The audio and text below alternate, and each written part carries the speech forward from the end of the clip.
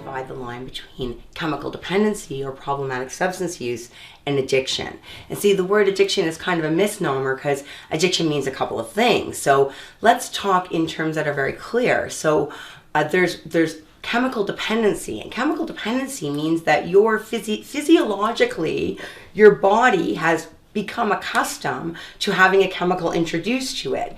It builds up tolerance, and your biochemistry adjusts to the presence of that chemical all the time.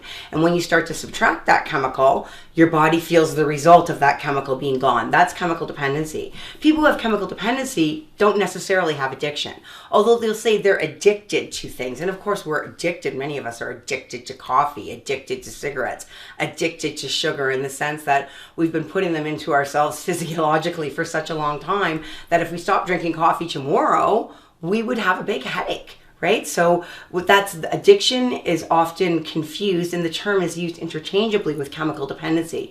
But when I talk about addiction, I'm talking about something different.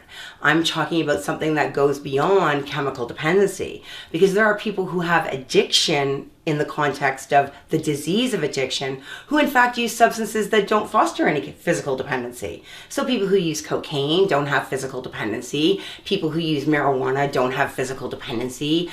There's a number of substances that don't produce that sort of physiological chemical dependency. Psychological dependency, absolutely, but not physical dependency. So chemically dependent, and then there's problematic substance use.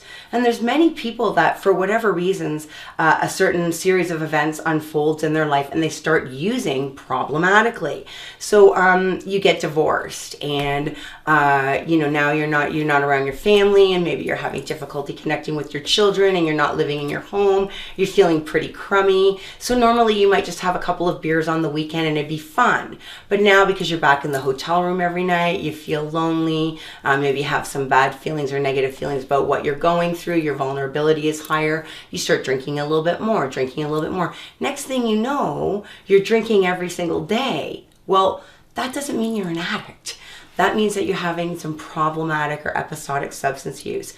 So the difference is that people who are chemically dependent, we can deal with the chemical dependency and they can go back to recreational use of the substance. The people who have problematic substance use can stop using problematically and go back to recreational use of the substance. If you or a loved one are looking for help with substance abuse, call our 24/7 helpline at 1-800-615-1067. A caring addiction advisor is awaiting your call.